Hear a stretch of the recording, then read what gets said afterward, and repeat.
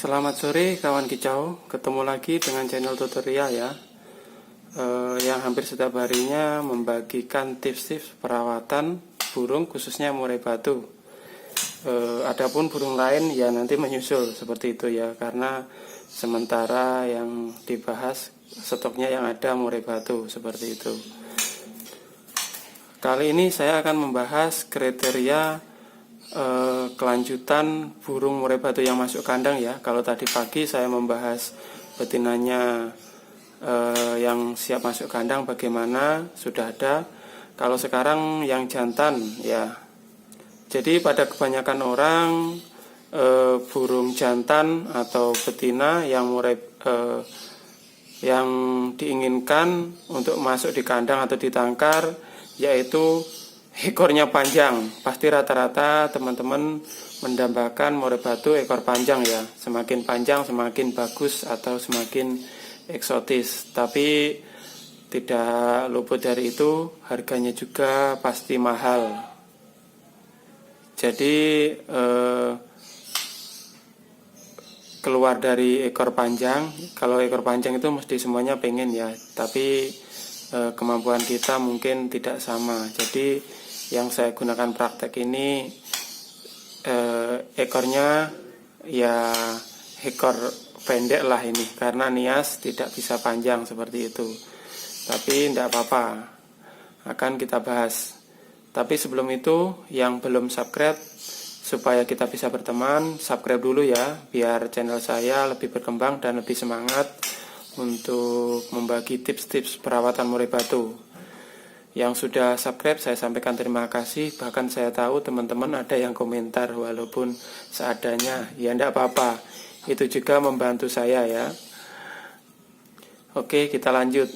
Jadi kriteria pejantan seperti apa sih menurut saya, yang menurut channel ini yang siap. Intinya ini membahas siap masuk kandang ya dalam jangka waktu panjang, karena di kandang itu penuh dengan apa ya, istilahnya risiko seperti itu. Jadi mungkin teman-teman semua sudah mendambakan, khususnya untuk peternak, ketika masuk kandang cepat produk ya. Yang pertama menurut saya yaitu usia sudah siap. Biasanya usia sudah siap itu kalau burung murai batu itu setelah lepas trotol itu mulai bulu kering. Maksudnya siap itu sekitar 10 bulan ke atas ya. Jadi ada teman-teman juga yang beternak murai batu itu mulai dari trotol dimasukin kandang bersama-sama, ditungguin, itu juga ada. Juga ada seperti yang produk, tapi menurut saya itu kelamaan dan lama sekali menunggu di dalam kandang seperti itu. Jadi ketika 10 bulan ke atas biasanya burung tersebut sudah ganti bulu dan bulunya itu sudah mulus dan kering. Kelanjutannya setelah itu yaitu memiliki bulu yang baru. Untuk murai yang masih berjaga atau jantan itu memiliki bulu yang baru.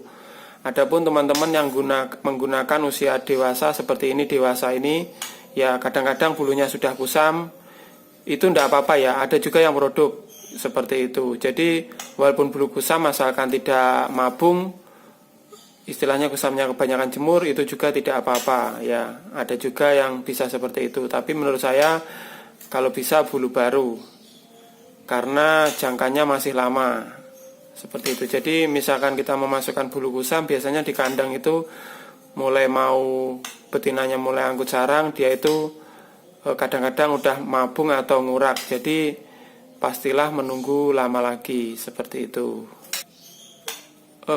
Berikutnya yaitu burung harus diperkirakan sudah gacor. Kenapa saya bilang diperkirakan?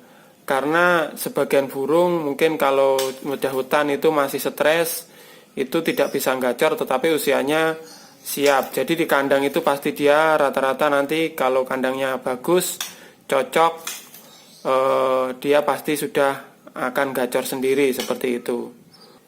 Jadi kalau burung jantan itu berai ditandai dia itu pasti sudah gacor kayak gitu. Ya walaupun ada dari persentase sedikit ya, sedikit sekali burung yang tidak gacor itu tiba-tiba beranak, itu ya juga ada seperti itu. Tapi secara umum rata-rata ketika dia ngawin itu untuk merayu betinanya dia pasti bunyi lah seperti itu. Walaupun kita kurang memantau, dia pasti bunyi. Menurut pengamatan saya seperti itu. Selanjutnya yaitu yang paling penting, mungkin teman-teman di sini sebelum saya lanjutkan ada yang bertanya ya. Kemarin ada beberapa inbox masuk dan intinya pertanyaannya itu kenapa Om murai batu saya setelah mabung tidak produksi lagi. Murai batu saya setelah mabung produksi sekali, setelah itu tidak produksi lagi, seperti itu. Jadi kebanyakan peternak ya itu banyak mengalami hal tersebut. Jadi setelah mabung itu sulit atau menunggu produksi itu lama sekali, seperti itu. Jadi mungkin teman-teman ada yang punya pengalaman lain, nanti bisa dituliskan di kolom komentar dan menambahi teman-teman yang bertanya ya, biar kita bisa sharing tentang pengalaman kita. Jadi menurut saya kriteria selanjutnya yaitu burung tersebut jangan berlemak. Lah ini ada hubungannya seperti tadi. Jadi biasanya burung kalau lama di kandang itu 80% pasti berlemak dia. Jadi rata-rata itu memiliki lemak yang berlebih. Karena apa? Di kandang itu pakanannya rata-rata memakai EF yang berlebih ya. Semuanya rata-rata EF. Jangkrik los, kroto los, ulet kandang los, seperti itu biasanya. Rata-rata ulet kandang sama jangkrik itu los. Jadi dia itu apa istilahnya? Kebanyakan protein yang mengakibatkan lemak-lemak subur di tubuh murai tersebut.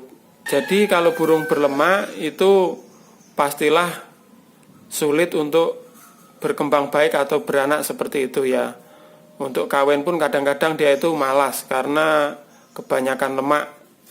Jadi untuk poin ini kalian yang mempunyai kendala burung yang sudah produksi macet atau bagaimana dicek ya nanti. Lemaknya dihilangkan dulu. Seperti itu. Cara menghilangkan lemak nanti akan saya buat videonya.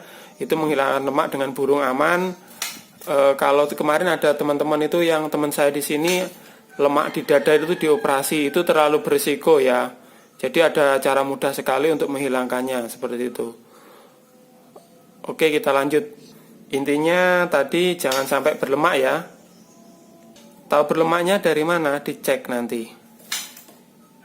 Terus selanjutnya kondisi fisik itu tidak cacat yang mengganggu untuk dia produksi. Seperti itu, misalkan katarak, matanya katarak kanan kiri. Loh, apa ada mas katarak kanan kiri? Ya, saya pernah menemui burung itu cor, tetapi pemiliknya tidak tahu kalau dia itu katarak kanan kiri. Jadi burung itu cuma dikasih makan setiap hari padahal katarak ya. Kalau di dalam sangkar dia makannya hafalan. Kalau di dalam kandang baru seperti penangkaran pasti dia nabrak-nabrak. Seperti itu yang cacat mengganggu produksinya ya. Adapun cacat ringan yang masih bisa digunakan yaitu kuku hilang, jari nyelentar, jari miring, itu tidak apa-apa ya. Bahkan katarak sebelah pun masih bisa digunakan. Saya sering menemui di penangkaran walaupun katarak sebelah itu masih bisa produksi aktif seperti itu. Adapun lagi untuk tambahan sayap mesle ya tidak apa-apa asalkan masih bisa terbang seperti biasa. Sayap turun masih bisa, tidak apa-apa seperti itu. Ekornya hilang ya, saya pernah sendiri dulu mengalami burung murai batu yang ekornya hilang, sama-sama tidak punya ekor, itu masih bisa produksi ya, asalkan dia itu tidak waktu posisi mabung. Jadi ekornya kecabut itu karena dia itu kena jaring atau pikat, seperti itu. Oke, poin terakhir yang lebih penting yaitu dia itu memiliki seperti apa ya, pennya yang besar panjang kalau saya. Jadi pen itu sangat menentukan. Apa pen? Mungkin yang ternak kenari sudah tahu ya. Jadi istilahnya duburnya itu loh. Dubur murai batu yang sudah berair dan siap, pastilah dia mempunyai pen besar dan panjang. Coba kalian bandingkan. Mungkin teman-teman ada yang bingung, burung saya jantannya gua cor-cor-cor, betinanya sudah 4 kali 5 kali tidak produksi.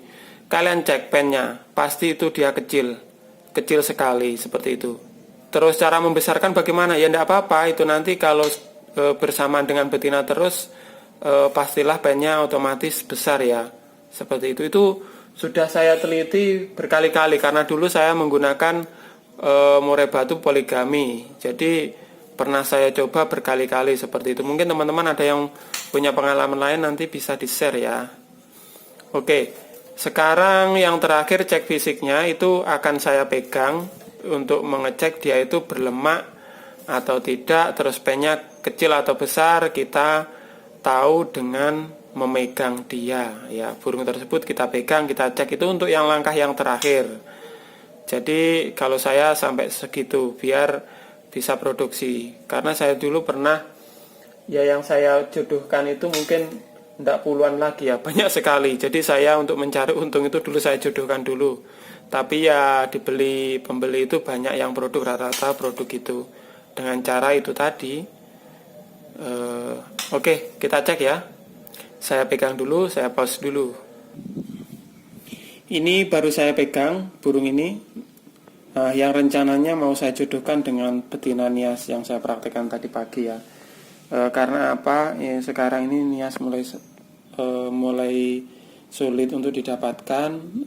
Jadi saya belum punya sama sekali karena saya jual terus. Ini termasuk Nias Nota dari Mentawai. Ini bodinya yang jumbo ya.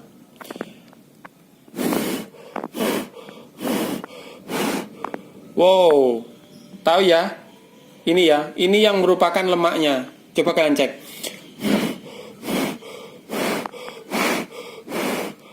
Kelihatan ya? Jadi di sini ada lemak waktu saya tiup.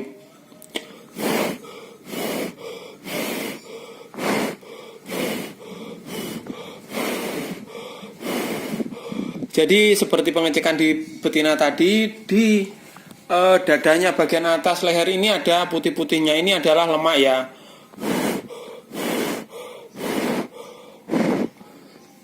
Seperti itu. Oke, kita lanjut. Sorry tadi saya pause. Ini terpaksa saya kasih air ya biar kalian jelas.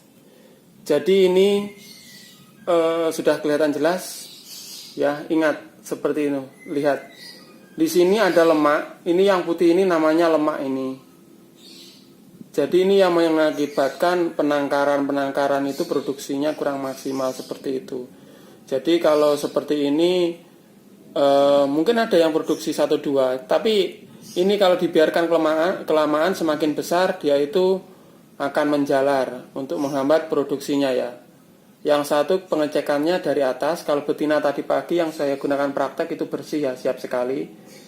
Kalau ada pertanyaan, kalau begini dimasukkan apa enggak apa-apa? Ya enggak apa-apa sih, tapi kalau saya kurang puas seperti itu. Kriterianya misalkan dia beranak 1 kali saja, mungkin lemaknya ini sudah berlipat-lipat seperti itu ya. Ini. Jadi video saya ini saya buat berdasarkan pengalaman sudah lama sekali. Mungkin teman-teman ada yang punya pengalaman lain, ya nanti di-share juga ya, seperti itu. Yang bawahnya, ini yang atas, yang bawahnya bawah perut. Ini juga saya basahi tadi, biar kalian bisa melihat.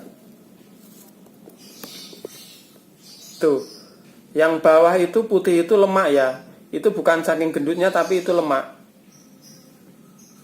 Dan pen yang saya maksud itu loh, dubur itu loh, duburnya besar panjang. Bawahnya ada dubur itu besar panjang seperti itu. Kok besar panjang?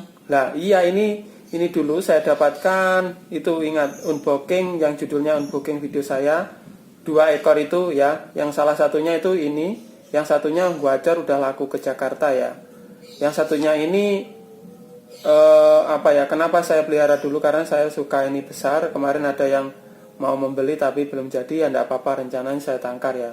Tapi sebelum saya tangkar, kriterianya seperti tadi, lemaknya harus saya hilangkan seperti itu. Jadi banyak penangkar besar di sini yang punya burung-burung, ya enggak besar sih, mungkin punya 5 pasang, di bawah 10 pasang seperti itu. Kemarin teman-teman ngeluh burungnya itu macet. Nah, setelah saya bilang gini, dia ceki satu persatu, ternyata semuanya berlemak ya, karena kelamaan di kandang, karena EF-nya full sekali seperti itu. Jadi percaya tidak percaya, ya pasti seperti itu. Kalau berlemak pasti mocat macet. Walaupun bulunya baru, dia nggak acor-awor-awor, dia ya cuma gacor. Kalau untuk kawin mengisi itu mengganggu ya, mungkin spermanya terganggu seperti itu. Jadi itu tips-tips dari saya. Mungkin kalau teman punya pengalaman lain nanti di-share ya, kalau ada teman-teman yang bertanya. Bila video ini bermanfaat, tolong bagikan pada teman-teman channel saya. Yang belum subscribe, tolong di-subscribe dulu ya, biar kita bisa berbagi ilmu, berbagi pengalaman seperti itu. Yang sudah menonton, saya sampaikan terima kasih banget. Semoga ini semua bermanfaat dan channel saya terus berkembang seperti itu. Sekian, terima kasih, salam kicau mania. Saya lepaskan dulu ya.